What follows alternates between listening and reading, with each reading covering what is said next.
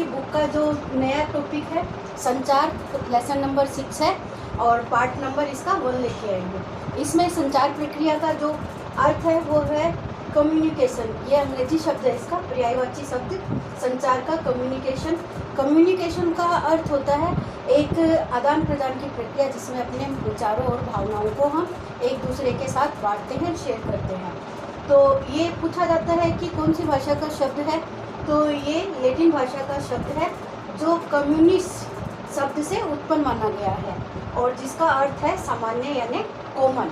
तो ये आपको ध्यान रखना है कि कम्युनिकेशन है वो कौन सी भाषा का शब्द है, तो लैटिन भाषा का शब्द है, किससे उत्पन्न है, कम्युनिस्ट से उत्पन्न है और जिसका अर्थ होता है सामान्य या कॉमन।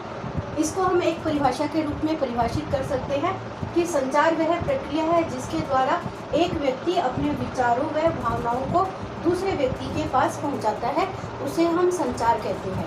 यानी दो व्यक्तियों के बीच में या दो से अधिक व्यक्तियों के बीच में जो वार्तालाप होती है या दूसरे की भावनाओं को हम समझते हैं या हमारी भावनाएं दूसरों के पास पहुंचाते हैं, तो वो हमारा क्या कहलाता है, संचार प्रक्रिया कहलाती है।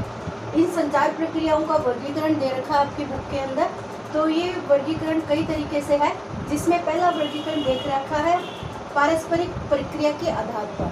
पारस्परिक प्रक्रिया क्या होती है, दो व्यक्तियों के बीच में या दो से अधिक व्यक्तियों के बीच में जो भावनाओं व विचारों का आदान प्रदान होता है वो पारस्परिक प्रक्रिया होती है। यानी दूसरे के विचारों को हम समझते हैं और हमारे विचारों को दूसरों के सामने हम प्रदर्शित करते हैं, तो ये पारस्परिक क्रिया कहलाती है। ये दो तरीके का होता है, एक होता है एक तरफा संचार और दूसरा होता है दो तरफा संचार। एक तरफा संचार का मतलब है कि एक ही तरफ से संचार प्रक्रिया हो रही है, वो अपनी भाषा, भावनाओं व विचारों को दूसरों के सामने प्रदर्शित करता है, लेकिन दूसरी साइड में कोई भी रिस्पॉन्स है वो इसके सामने नहीं आता है। खाली एक ही व्यक्ति है वो अपने विचारों व भावनाओं को दूसरों के सामने प्रदर्शित करता है। जैसे टीवी है, टीवी से क्या है, टीवी का बटन हम चला देते हैं तो वो चलता रहता है, अपने विचार, अपने भावनाओं, अपने कार्यक्रमों को वो दूसरों के सामने प्रदर्शित करता है। अगर दूसरे व्यक्ति को वो प्रोग्राम पसंद नहीं आता तो वो दूसरा प्रोग्राम उसमें चेंज कर सकता है, लेकिन उसके माध्यम से अपनी भावनाओं को वो जोड़ नहीं सकता है। ये एक श्रव्य और दृश्य दोनों तरीके का साधन है। ये दोनों तरीके का साधन है। आप इन साधनों को ये भी पूछा जाता है कि दृश्य साधन कौन से हैं, श्रव्य साधन कौन से हैं, तो टीवी है वो दोनों तरीके का साधन है, दृश्य भी साधन है और श्रव्य भी साधन है।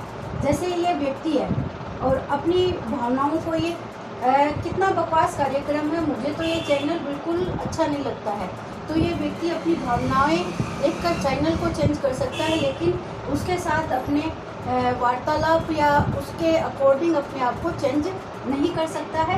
तो ये एक तरफा संचार प्रक्रिया कहलाती है। दो तरफा संचार प्रक्रियाओं में ये दो महिलाएं हैं, आपको दिखाई दे रही है, दो महिलाएं हैं ये, और ये दोनों क्या कर रही है, फ़ोन के ऊपर वार्तालाप कर रही है। तो फ़ोन कैसा साधन है, मोबाइल है, फ़ोन है, ये दो तरफा साधन है जिसके अंदर दो व्यक्ति आपस में अपनी बातचीत को करते हैं।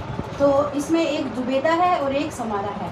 ये जुबेदा फ़ोन कर रही है इसको, जुबेदा ने फ़ोन किया, हेलो तुम कैसी हो समारा, इसने जवाब दिया मैं ठीक हूँ जुबेदा तुम कैसी हो। यानी दो व्यक्तियों के बीच में जो आपस में वार्तालाप हो रही है तो वो दो तरफा संचार कहलाती है। इस तरीके से संचार प्रक्रियाओं के बहुत सारे वर्गीकरण आपकी बुक में दे रखा है, लेकिन मैं आज आप लोगों को इतना ही बता रही हूँ। इसमें ही 4-5 प्रश्न है वो पुटअप हो रहे हैं आप लोगों के, तो ये आप ध्यान से देख लेना कि संचार का अंग्रेजी मीनिंग क्या है। कम्युनिकेशन है, कम्युनिकेशन को हम क्या बोलते हैं कि आपस में एक दूसरे के विचारों व भावनाओं को समझना और दूसरे के विचारों को अपने आदान प्रदान करना, ये हमारा संचार प्रक्रिया कहलाती है। संचार का वर्गीकरण दे रखा है, एक तरफा दे रखा है, एक दो तरफा दे रखा है। इसको आपको उदाहरण सहित इस तरीके से डायग्राम बना के एग्जाम में बताओगे तो आप लोगों को ज़्यादा मार्क्स मिलते हैं और इससे ज़्यादा इफ़ेक्ट भी पड़ता है।